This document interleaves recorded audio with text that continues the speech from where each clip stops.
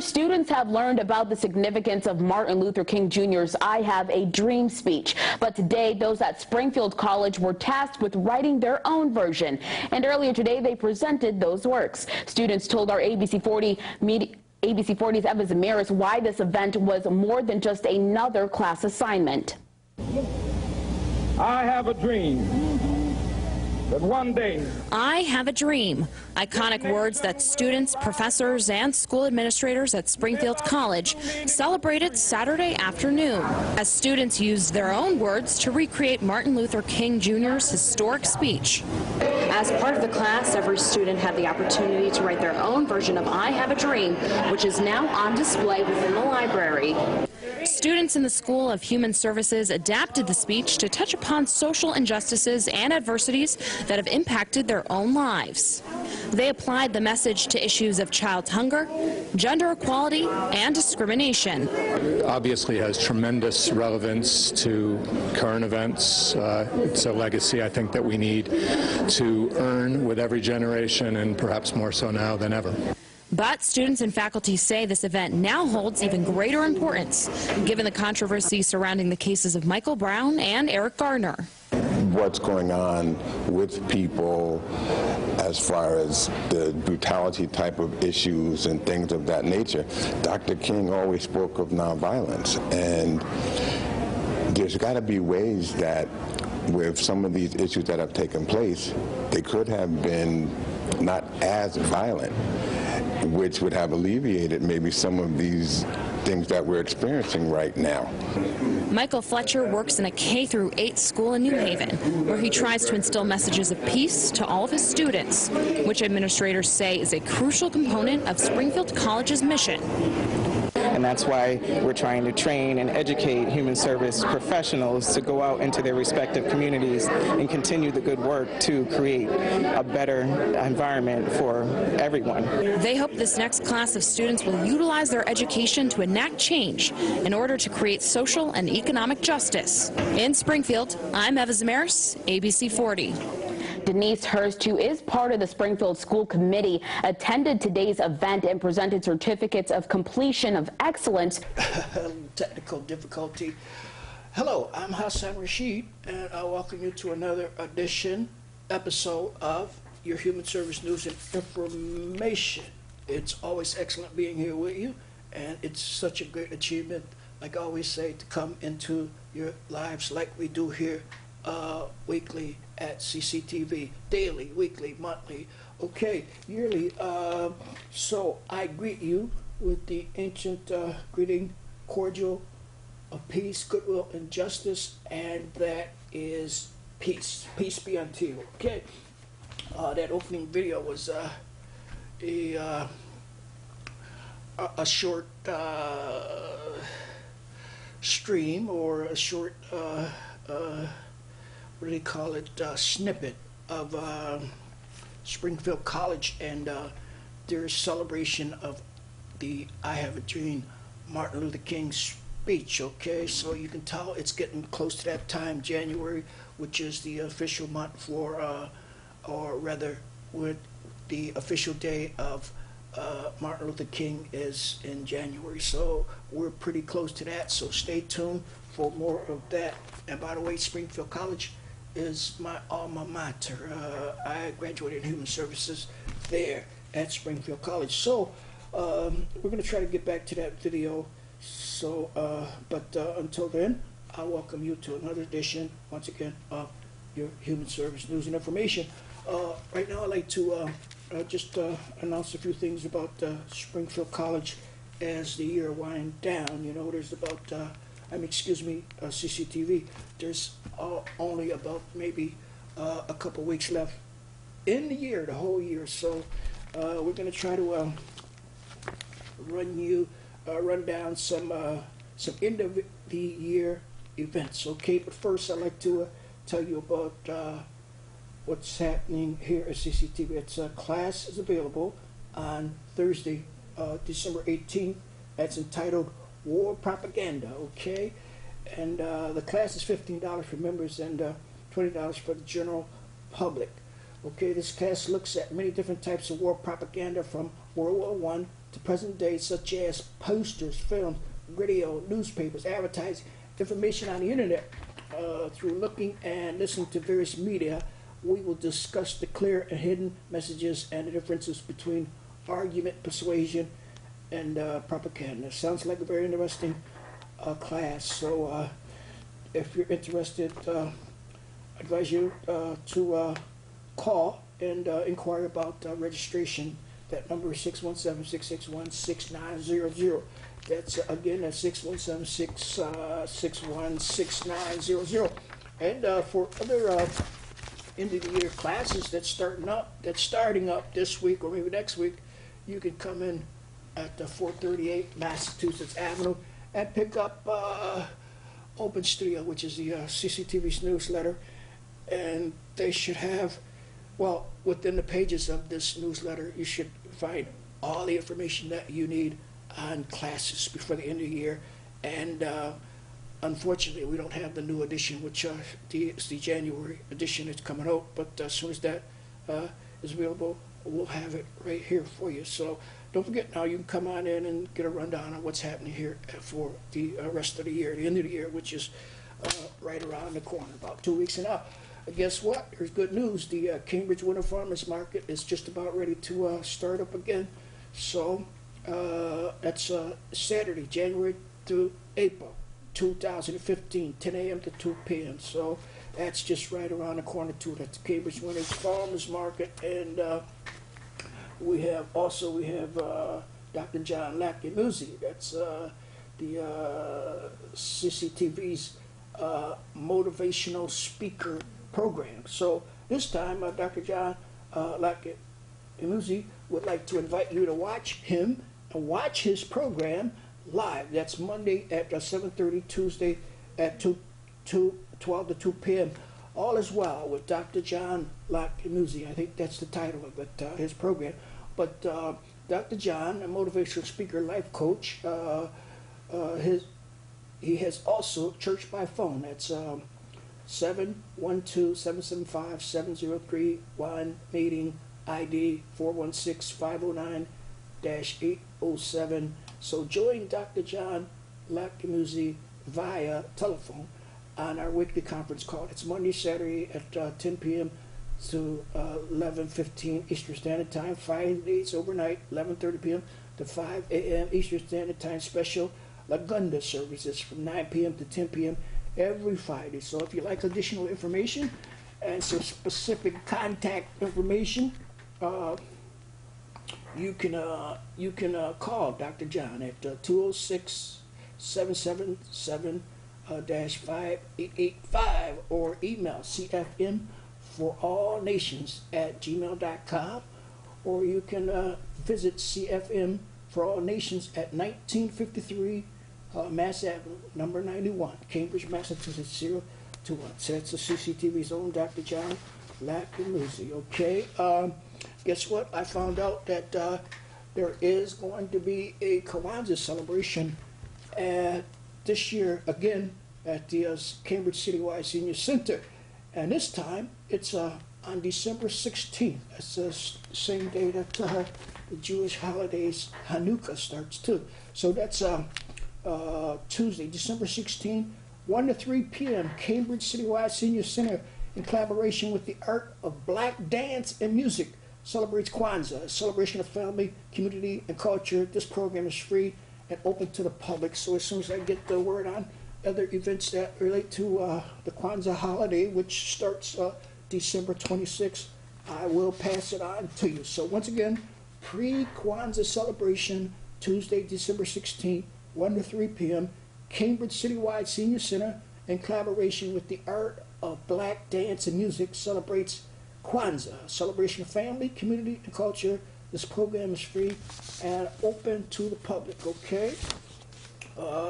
Another thing, the City of Cambridge participating budgeting. I know you've heard about, by now I know you've heard of the participating budgeting process, and it's about your money. You help decide how to spend $500,000 for capital projects to improve your community. Join an upcoming neighborhood assembly to brainstorm ideas. So the next upcoming assembly to brainstorm ideas is, I think it's this Saturday at the Cambridge Public Library. That's 449 Broadway. That's the main library. Sunday, December 14th. That's the 14th, 2014, 2 p.m. to 2 p.m. to 4 p.m. And this is a brainstorming ideas. If you have an idea about how you would like this participatory budget funding to be spent, then you come on out to the main library community room, L2, 449 Broadway, Sunday, December 14th, 2014, and participate in the way that the city spends $500,000. Okay, so that's once again, it's community room L2, 449 Broadway, Sunday, December 14th, 2014. So if you missed that one, if you missed that event, there's no, wait, okay, hold on.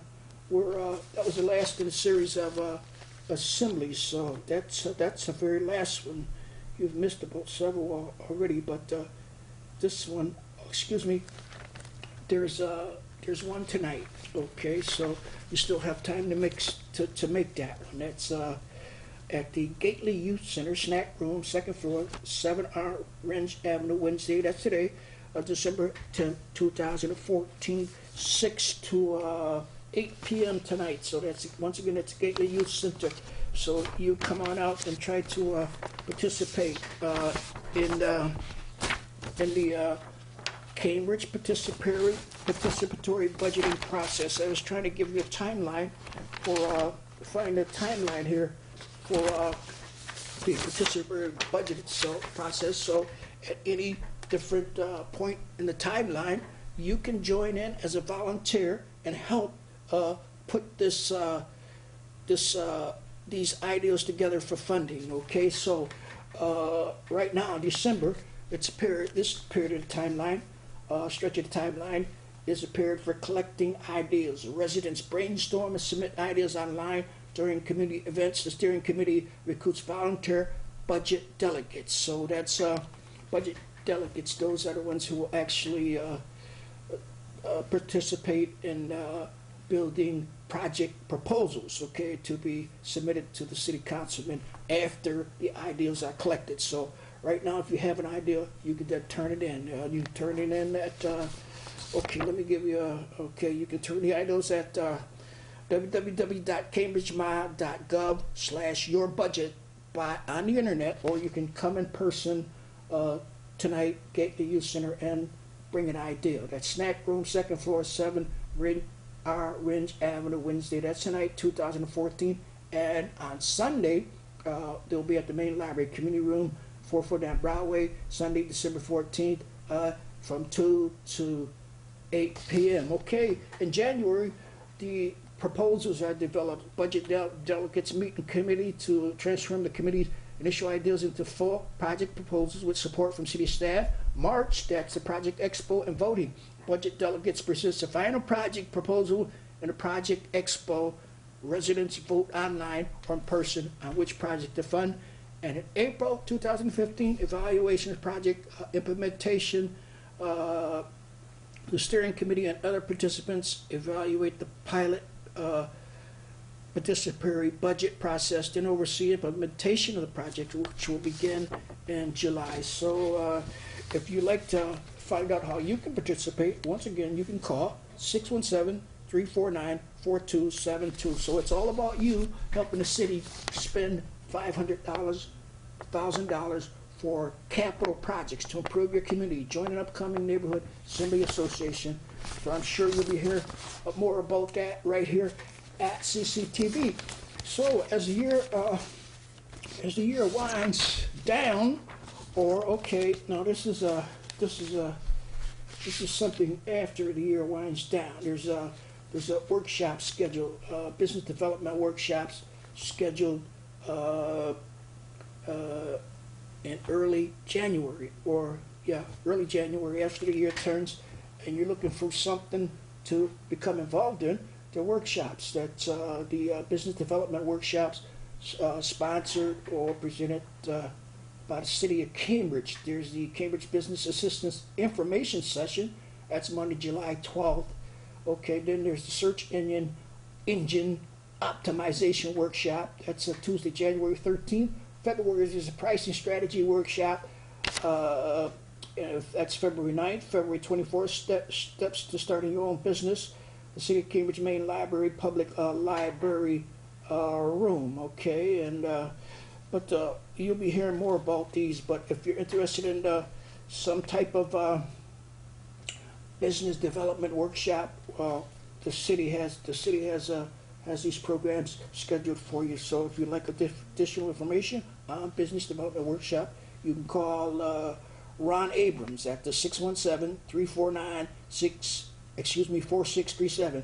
That's Ronna Abrams. Ronna Abrams, 617-349-4637. Okay, that's some business development workshops coming soon, right at the turn of the year. To be getting, they'll be getting us started in that. Okay, helping you walk up the stairway to business development. Okay, I have an announcement here from the Cambridge Housing Authority. Okay, relocation coordinator, 2-year contract. There's a position available with the Cambridge Housing Authority, CHA, acronym Cambridge Housing Authority, CHA.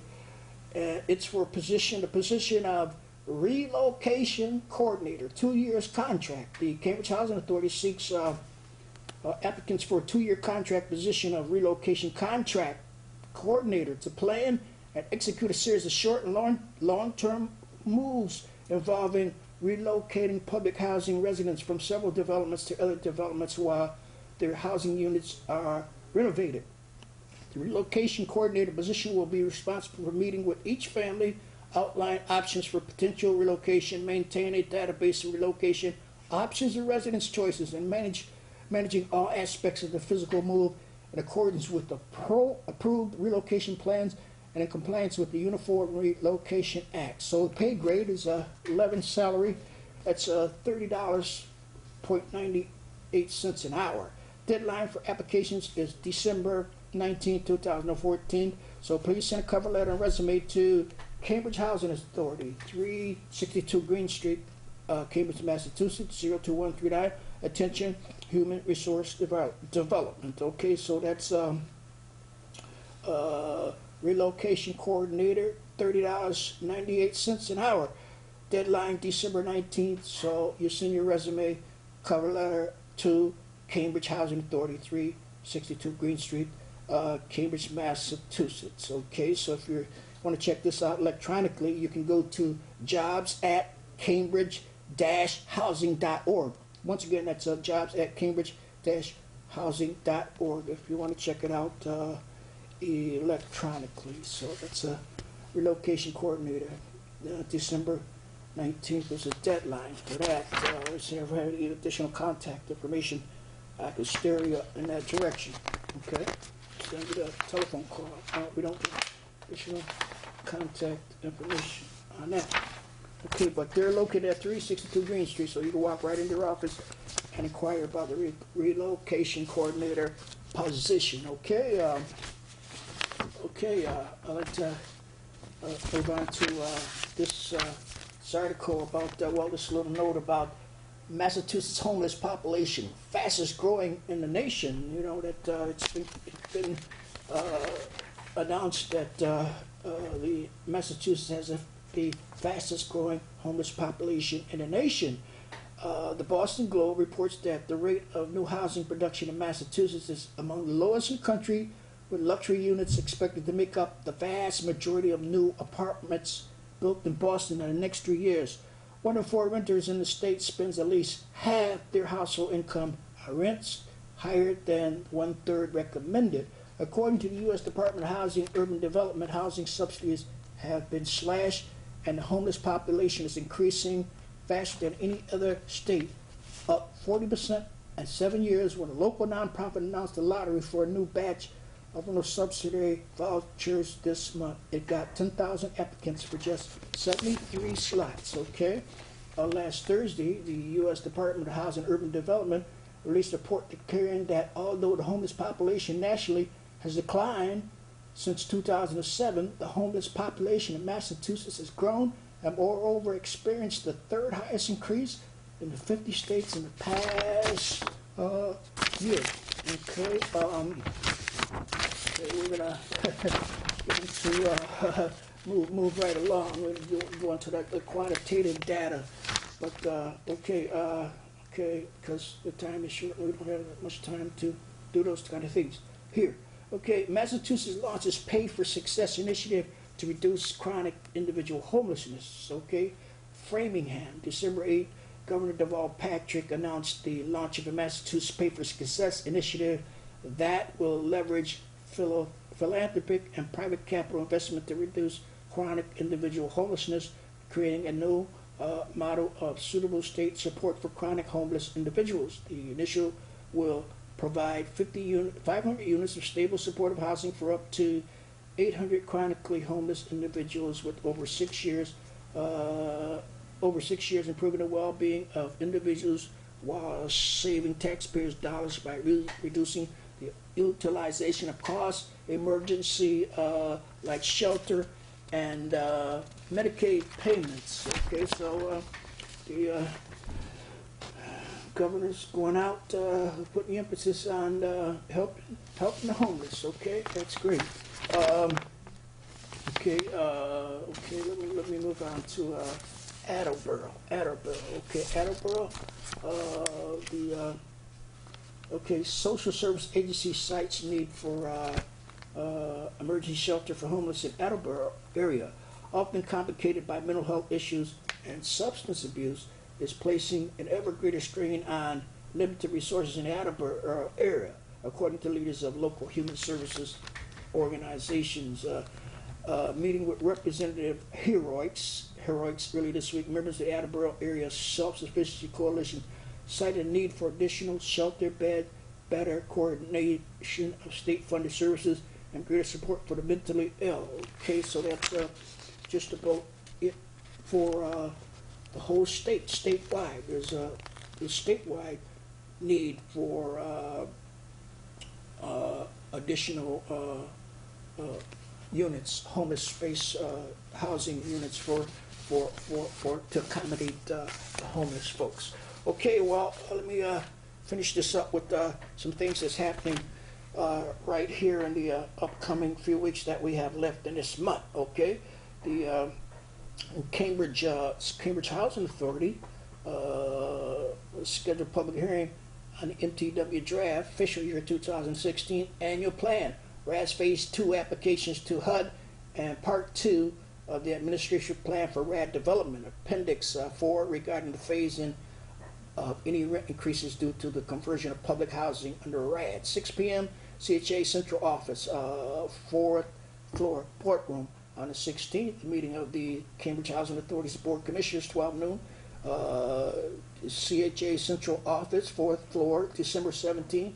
CHA meets with the ACT Council, that's Alliance of Cambridge Tenant and Tenant Council, to discuss the MTW draft fiscal year 2016 annual plan, 6 p.m. CHA Central Office, 4th floor, boardroom. Okay, December 18th, Affordable Housing Trust meets at 4 p.m. City Hall meeting room to be announced. December 20th, the meeting of the Alliance of Cambridge Tenant Board, 3 p.m. Manning Apartment Terrace Room. So that's just about some of the things that's scheduled for the upcoming remainder of this month. I'm Hassan Rashid, and you know it's always excellent being here with you, and it's always a great achievement to come into your lives like I do, so like we do every week. So until next time, keep your nose clean, play it straight, and don't forget to assist someone in need of your help. So I leave you with the universal greetings of peace, justice, and goodwill, and that is peace be. I have a dream that one day. I have a dream. Iconic words that students, professors, and school administrators at Springfield College celebrated Saturday afternoon as students used their own words to recreate Martin Luther King Jr.'s historic speech. As part of the class, every student had the opportunity to write their own version of I Have a Dream, which is now on display within the library. Students in the School of Human Services adapted the speech to touch upon social injustices and adversities that have impacted their own lives. They applied the message to issues of child hunger, gender equality, and discrimination.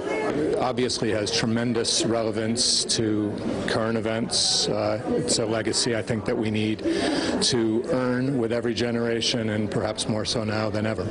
But students and faculty say this event now holds even greater importance, given the controversy surrounding the cases of Michael Brown and Eric Gardner. What's going on with people as far as the brutality type of issues and things of that nature.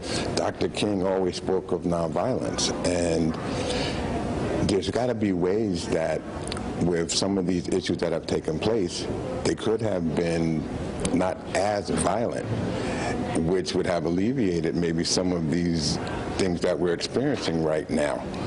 Michael Fletcher works in a K-8 school in New Haven, where he tries to instill messages of peace to all of his students, which administrators say is a crucial component of Springfield College's mission.